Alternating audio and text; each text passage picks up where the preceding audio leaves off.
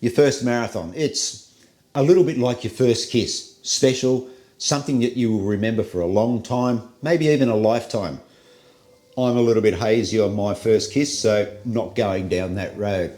But for the marathon, it's a bloody great achievement just to be standing on the start line. Think about it, all those extra hours, all those extra kilometres and miles that you've put in over how many months just to get to that start line. And it's an even greater achievement to finish one. Statistics may vary, but if you complete a marathon, you belong to a very select group. It's something like less than 0.001% of the world population have actually completed a marathon. But don't hold me to that figure.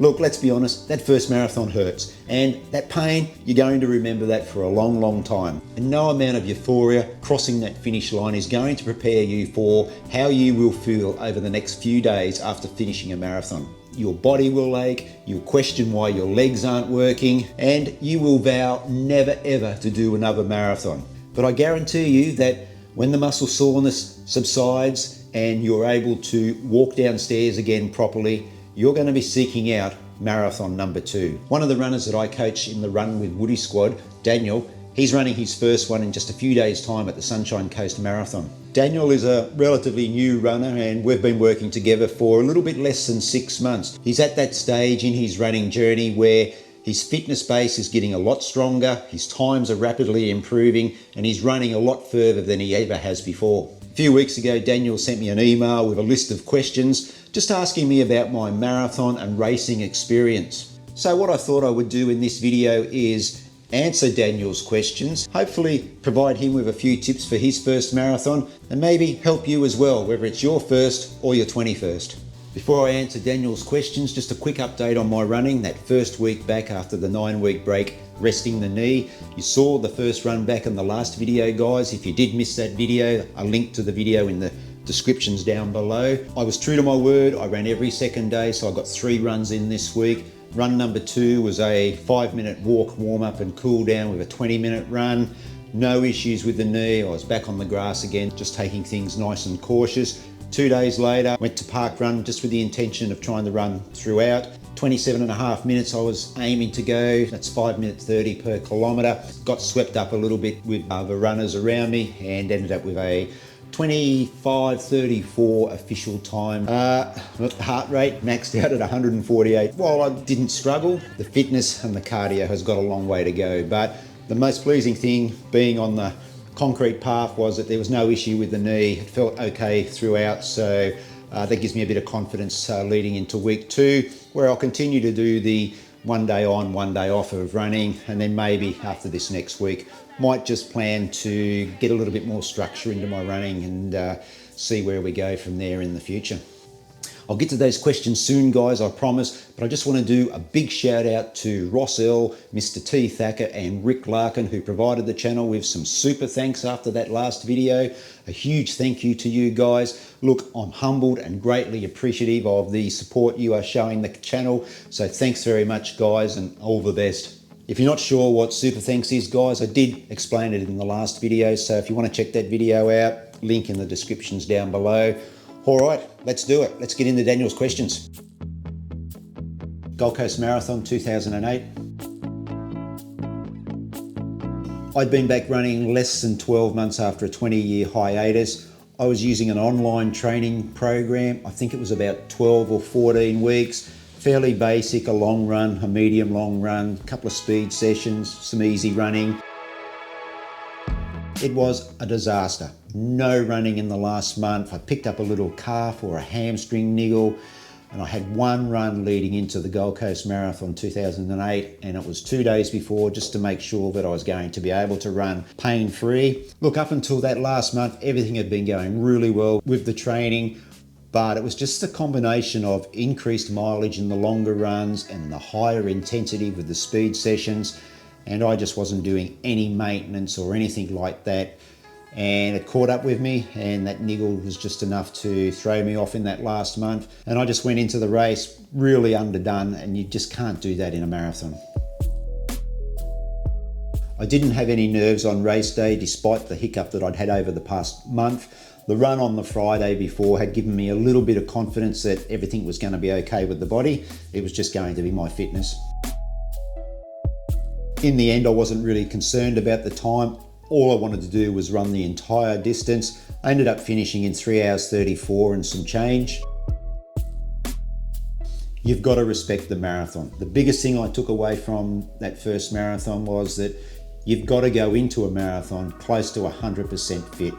I'd lost so much fitness over that previous month with the niggle that it became a real struggle on race day. Sure, I was able to run all the way, but what should have been a day of enjoyment really became a chore, and I was so grateful to see that finish line.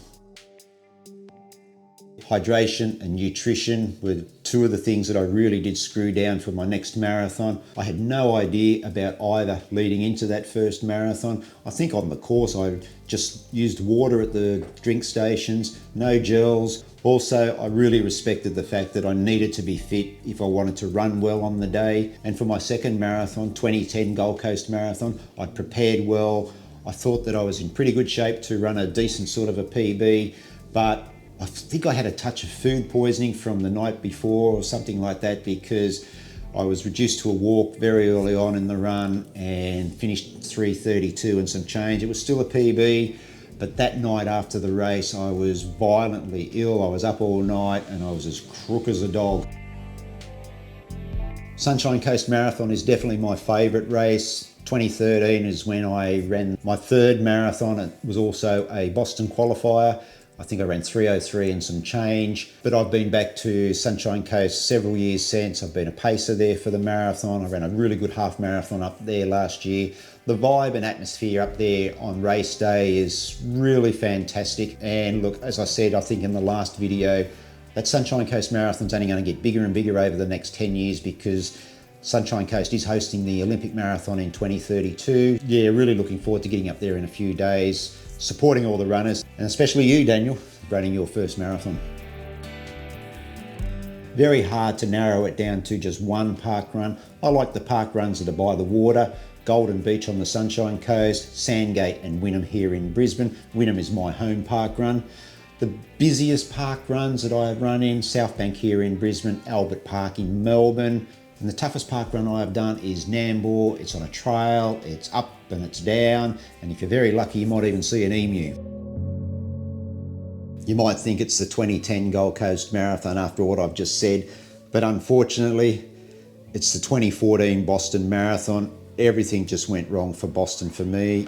I did go to Boston with high hopes to run a sub 3 hour marathon. All my training had suggested that I was in shape to run sub 3, but I just got it all horribly wrong. Instead of going straight to Boston and doing the marathon and then doing all the touristing after, I took my son. We decided to go to LA first, spent a week or so in LA. I was trying to taper, trying to do my sessions, but we were doing the touristy things every single day, so I was on my feet for most of the day. My diet was completely out of kilter, and by the time I got to Boston, I just felt heavy, I felt tired. In the race itself, I felt great up to halfway. I was under sub 3 pace, but I just hadn't prepared well enough at home for the hills. By the time I got to the Newton Hills, my quads were absolutely trashed and I was pretty much reduced to a run-walk strategy to get me to the finish line.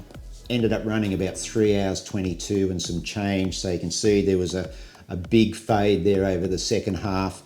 But it gets worse, guys, I tell you, because after collecting my medal and getting my blanket and having some fruit and stuff and taking in some hydration, I headed towards the train station. I got as far as the Boston Common and just collapsed on the ground and just fell asleep.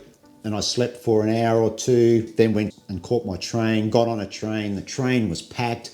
And after a station or two, I just started to feel really ill, and I thought, I've got to get off this train because it's going to get messy if I don't. Stepped off the train onto the platform and basically just fell in a heap. Managed to get myself propped up against a wall, A lot of people came by just to check to make sure I was okay, and I gave them the thumbs up. I was there for about 30 or 40 minutes before I could get up and catch the next train back to my room, and yeah, it was just a total disaster. The next day we went to Florida, I think, and we kept on touristing for days. I was just sore and I ached, and yeah, it just wasn't a pleasant experience. Still rate Boston as the special marathon that I've done, because it was just such a monumental marathon 2014, because it was the year after the bombings and people had just come out in their droves. They did say that there was like 1 million people that actually was along the course watching that day, and it just felt like you were running down a funnel of people. It was crazy and something that I'll never forget. I didn't bounce back well from the Boston Marathon. It took me probably 3 months, I reckon, to really get back to normal. And silly me, decided that I would run the Gold Coast Marathon 10 weeks later. That was the wrong thing to do, because my running just hadn't gone well. I should have pulled the pin, but I didn't. And yeah, bombed out again at the Gold Coast Marathon. It was disappointing, but I was still very thankful that I went and was able to experience the Boston Marathon.